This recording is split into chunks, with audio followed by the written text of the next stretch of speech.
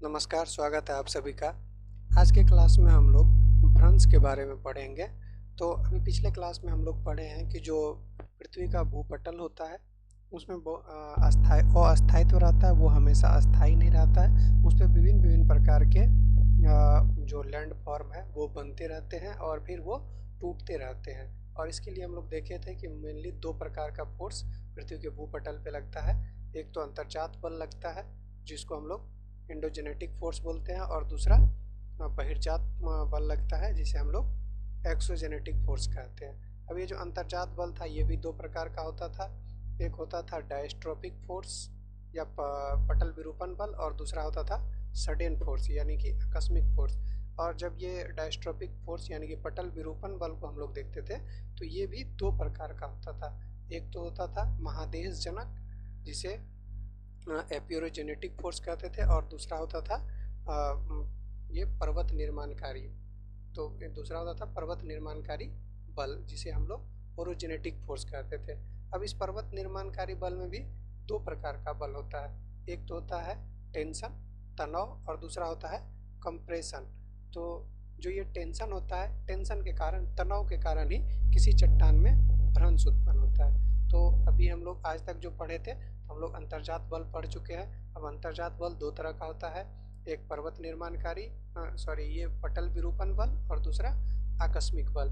अब जो ये पटल विरूपण बल होता है वो भी दो प्रकार का होता है। एक होता है महादेशजनक बल, एक होता है पर्वत निर्माणकारी। अब पर्वत निर्माणकारी बल भी दो प्रकार का होता है, एक होता है टेंशन और एक होता है कंप्रेशन यानी कि एक तनाव या फिर संपीड़न। तो ये जो तनाव होता है, तनाव के कारण जब भी पृथ्वी के भूपटल पर किसी चट्टान पर तनाव लगेगा तो फोर्स एक दूसरे के विपरीत दिशा में कार्य करेगा, तो ये चट्टान क्या होगा, टूट जाएगा। और ये जो टूटेगा इसे ही हम लोग फॉल्ट या भ्रंश कहते हैं। और आज की क्लास में हम लोग इसी फॉल्ट के बारे में पढ़ेंगे। पिछले क्लास में हम लोग वलन के बारे में पढ़े थे यानी कि फोल्ड के बारे में पढ़े थे। और फोल्ड कब होता है, जब किसी चट्टान पर कंप्रेशन यानी कि दोनों तरफ से एक दूसरे तरफ से मतलब एक दूसरे की तरफ फोर्स लगता है यानी कि कंप्रेशन होता है, तब क्या होगा, वलन होगा, फोल्ड होगा। और आज जो हम लोग पढ़ रहे हैं ये भ्रंश के बारे में पढ़ रहे हैं यानी फॉल्ट के बारे में पढ़ रहे हैं। फॉल्ट कब होता है, जब बल एक दूसरे के विपरीत दिशा में कार्य करता है यानी कि तनाव मूलक बल हो, तब जा करके भ्रंश का निर्माण होता है। तो आइए शुरू करते हैं। तो भ्रंश क्या होता है, तनाव मूलक बल के कारण भूपटल की चट्टानों में एक तल के सहारे स्थानांतरण से उत्पन्न दरार या संरचना को भ्रंश कहते हैं। कैसा बल होगा, बल होगा तनाव मूलक, एक दूसरे के विपरीत बल जब कार्य करेगा तो भूपटल की चट्टानों में एक तल के सहारे जब भी कोई भ्रंश बनेगा तो ये एक तल के सहारे होगा, एक इस तरह से एक तल होगा, और इस तल के सहारे ही कोई चट्टान नीचे खिसकेगा या फिर ऊपर जाएगा। ये जो तल होता है इसे ही हम लोग भ्रंश तल कहते हैं। और ये तल जो क्षैतिज से जितना कोण बनाता है इसे भ्रंश का कोण कहते हैं। तो यही है कि एक तल के सहारे स्थानांतरण से उत्पन्न दरार या संरचना को भ्रंश कहते हैं। जब भी एक दूसरे के अपोजिट फोर्स लगेगा, तनाव होगा, तो उस तनाव के कारण चट्टानें दरक जाएगी और एक सतल के सहारे या तो ऊपर चली जाएगी या फिर नीचे चली जाएगी, और इसी संरचना को हम लोग भ्रंश कहते हैं। अब आगे हम लोग भ्रंश के प्रकार को देखते हैं। तो भ्रंश चार प्रकार का होता है। ये चार प्रकार का जो भ्रंश होता है, सबसे पहला है नॉर्मल फॉल्ट यानी कि सामान्य भ्रंश, दूसरा है व्युत्क्रम भ्रंश यानी कि रिवर्स फॉल्ट, और तीसरा है लेटरल फॉल्ट यानी कि पार्श्वीय भ्रंश, और चौथा है सोपानी भ्रंश। तो इस चारों भ्रंश को हम लोग एक एक करके पढ़ते हैं। जो नॉर्मल फॉल्ट होता है, जो सामान्य भ्रंश होता है, उसमें क्या होता है कि तनाव मूलक बल के कारण जब चट्टान के दोनों खंड एक दूसरे से विपरीत दिशाओं में सरक जाते हैं तो इसे सामान्य भ्रंश कहते हैं। अब ये दो चट्टान है, एक चट्टान ये है और ये एक चट्टान है। अब क्या हुआ, इस पे तनाव बल लगा, टेंशन तनाव मूलक बल लगा, ये इधर की तरफ और ये इधर की तरफ। तो चट्टान क्या हुआ, दरक गया और एक दूसरे से विपरीत दिशाओं में, ये इधर चली गई और ये चट्टान इधर चली गई। विपरीत दिशाओं में जब ये विस्थापित हो जाएगा तो इसी को हम लोग सामान्य भ्रंश कहते हैं। अब सामान्य भ्रंश से क्या होगा, पहले जो जमीन का टुकड़ा इतना कम था ये बढ़ गया, तो इसमें क्या होता है, इस भ्रंश से भूपटल में विस्तार होता है। और इस तरह के जो भ्रंश होते हैं इसमें एक तरह का ढाल बन जाता है, कगार बन जाता है, जिसे हम लोग भ्रंश कगार कहते हैं। ये जो कगार बन गया इसे ही हम लोग भ्रंश कगार कहते हैं। नेक्स्ट है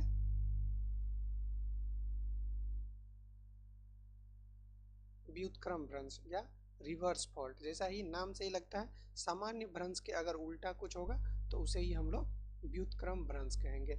ऐसा भ्रंश जिसमें दोनों खंड आमने सामने की ओर खिसकते हैं उसे व्युत्क्रम भ्रंश कहते हैं। इसमें क्या होता था, सामान्य भ्रंश में क्या हो रहा था, दोनों एक दूसरे से विपरीत तरफ जो है विस्थापित हो रहा था। लेकिन सामान्य भ्रंश में क्या होगा, दोनों एक दूसरे के ऊपर चढ़ जाएगा, दोनों एक दूसरे की दिशा में ही चढ़ेगा, तो इसको हम लोग व्युत्क्रम भ्रंश बोलते हैं। ऐसा भ्रंश जिसमें दोनों खंड आमने सामने की ओर खिसकते हैं उसे व्युत्क्रम खंड कहते हैं। और सामान्य भ्रंश में क्या होता था, क्षेत्रफल भूपटल का बढ़ जाता था, लेकिन इसमें क्या होगा, घट जाएगा। भ्रंशन की इस प्रक्रिया में सतह का क्षेत्रफल पहले की अपेक्षा घट जाता है। तो जब एक दूसरे के दूर जाएगा तो सामान्य भ्रंश होगा, और जब एक दूसरे के तरफ जाएगा तो इसको हम लोग व्युत्क्रम भ्रंश कहेंगे। तो ये दो भ्रंश हो गया। तीसरा और नेक्स्ट भ्रंश हम लोग देखते हैं, यह है पार्श्वीय भ्रंश। मतलब ऐसा भ्रंश जिसमें दोनों खंडों का संचलन क्षैतिज दिशा में हो तो उसे पार्श्वीय भ्रंश कहते हैं। अभी तक क्या हो रहा था, जो हमारा चट्टान था ऊर्ध्वाधर दिशा में, एक ऊर्ध्वाधर दिशा में यानी कि या तो इधर जा रहा था या इधर जा रहा था। इसमें क्या होगा, ये देखिए लेटरल मूवमेंट हो रहा है, एक दूसरे के लेटरल, एक इधर आ रहा है और एक इधर जा रहा है। तो इस तरह का जब मूवमेंट होगा तो इसको हम लोग पार्श्वीय भ्रंश कहेंगे। अगला है सोपानी भ्रंश। सोपानी भ्रंश में क्या होता है, जब एक दूसरे के समानांतर एक से अधिक भ्रंश होते हैं एवं सभी भ्रंश तलों की ढाल सामान्यतः एक ही दिशा में होती है तो इसे सोपानी भ्रंश कहते हैं। जब एक से ज़्यादा भ्रंश होगा और सबका जो तल होगा वो एक ही होगा तो इसको हम लोग स्टेप फॉल्ट या सोपानी भ्रंश कहते हैं। अब देखिए हम लोग देखते हैं आगे, भ्रंशन की प्रक्रिया से निर्मित भू आकृतियाँ। भ्रंशन से फॉल्ट से कैसी कैसी भू आकृतियाँ बन सकती है। तो भ्रंश से मेनली दो प्रकार का आकृति बनता है, एक बनता है रिफ्ट वैली जिसे हम लोग भ्रंश घाटी कहते हैं, और दूसरा बनता है ब्लॉक माउंटेन जिसे हम लोग भ्रंश पर्वत कहते हैं। अब ये भ्रंश पर्वत भी दो प्रकार का होता है। तो आइए देखते हैं आगे है कि तनावमूलक बल के पृथ्वी की तनावमूलक बल के कारण पृथ्वी की भूपटल पर दरारें पड़ जाती हैं। ये तनावमूलक बल पृथ्वी की भूगर्भ में कार्य करने वाले विवर्तनिक बल के लंबवत कार्य करते हैं। देखिए जो ये टेंशन फोर्स होता है, जो तनावमूलक बल होता है, ये क्षैतिज दिशा में कार्य कर रहा है, इस तरह से कार्य कर रहा है। और जो पृथ्वी के अंदर जो विवर्तनिक घटनाएं होती है, प्लेट टेक्टोनिक, इससे क्या होता है, या तो चट्टान ऊपर जाएगा या फिर चट्टान नीचे जाएगा। तो इसी के कारण से जब ये जो अंदर वाला फोर्स है, ये फोर्स और जो ये तनावमूलक बल है, ये दोनों जब मिलेगा तो ब्लॉक पर्वत और हॉस्ट का निर्माण होगा। अब कैसे होगा, देखिए अगर विवर्तनिक शक्तियों के कारण यदि आसपास के भाग नीचे धंस जाए तो इसे ब्लॉक पर्वत कहते हैं। अब ऐसा टेक्टोनिक घटना हो, टेक्टोनिक इवेंट हो जिसमें क्या हो जाए कि आसपास के भाग नीचे धंस जाए। आसपास के पहले तो तनावमूलक बल के कारण ये चट्टानें टूट गई, अब क्या हो रहा है, ये विवर्तन के कारण ये चट्टानें आसपास की नीचे धंस गई। क्या हो गया, नीचे धंस गई, तो ऑब्वियसली बीच का जो भाग है ये ऊपर उठ जाएगा, और इस तरह से जो पर्वत बनता है उसे हम लोग ब्लॉक पर्वत कहते हैं। यानी कि विवर्तनिक शक्तियों के कारण यदि आसपास के भाग नीचे धंस जाए तो इसे ब्लॉक पर्वत कहते हैं। दूसरा होता है हॉस्ट पर्वत। इसमें क्या होता है, इसमें आसपास का भाग नीचे धंस गया था और इसमें क्या होगा, आसपास का भाग स्थिर रहेगा, ये दोनों भाग अपनी जगह पे स्थिर रहेगा, लेकिन बीच का भाग क्या होगा, ऊपर उठ जाएगा। यानी कि बोल रहा है कि यदि भ्रंशों के किनारे के भाग यथा स्थिर रहे तथा बीच का भाग ऊपर उठ जाए तो उसे हॉर्स्ट पर्वत कहते हैं। यानी कि अगर जो पहले से जो है वो आसपास का भाग सही जगह पे है और बीच का भाग क्या हुआ, विवर्तनिक घटना के कारण ऊपर उठ गया तो इसे हम लोग हॉर्स्ट पर्वत कहते हैं। अगर विवर्तनिक घटना के कारण ये आसपास का पर्वत भाग नीचे धंस जाए और बीच वाला इसके कारण ऊपर उठा हुआ मालूम हो तो इसे हम लोग ब्लॉक पर्वत कहते हैं। अब देखिए ब्लॉक पर्वतों का ढाल एकदम खड़ा होता है, ऑब्वियसली क्या होगा, पार्ट जो है सीधे ऊपर उठ गया, तो ये जो साइड वाला पार्ट होगा ये सीधा एकदम ढाल क्या होगा, पूरा खड़ा होगा।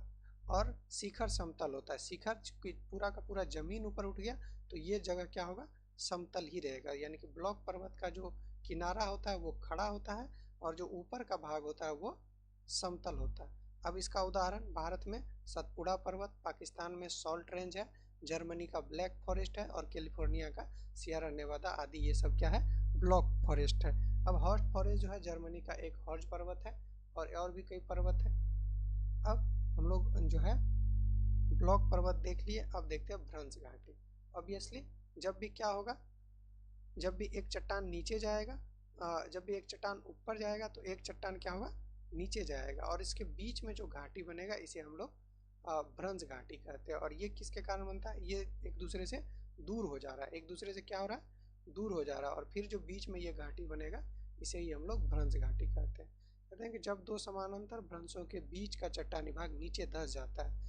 अब पहले भ्रंश बना, पहले क्या हुआ, ये दोनों चट्टानी भाग टूट गया और एक दूसरे से दूर चला गया, और जो बीच का भाग था वो नीचे की ओर धंस गया, तो फिर क्या होगा, एक घाटी बन जाएगा, इस तरह से एक घाटी बन जाएगा, जिसे हम लोग क्या कहते हैं, भ्रंश घाटी या रिफ्ट वैली कहते हैं। जब दो समानांतर भ्रंशों के बीच का चट्टानी भाग नीचे धंस जाता है तो निर्मित घाटी को भ्रंश घाटी कहा जाता है। विश्व की सबसे बड़ी भ्रंश घाटी अफ्रीका की महान भ्रंश घाटी है, जिसे हम लोग ग्रेट अफ्रीकन रिफ्ट वैली भी कहते हैं। ये विश्व की सबसे बड़ी भ्रंश घाटी है। बैकाल झील जो रूस में है, ये भी क्या है, भ्रंश घाटी है। भारत की नर्मदा एवं ताप्ती तथा दामोदर नदियां भ्रंश घाटी से होकर बहती है। तो भारत में भी जो नर्मदा नदी है और ताप्ती नदी है, ये भ्रंश घाटियों से होकर बहती है। धन्यवाद।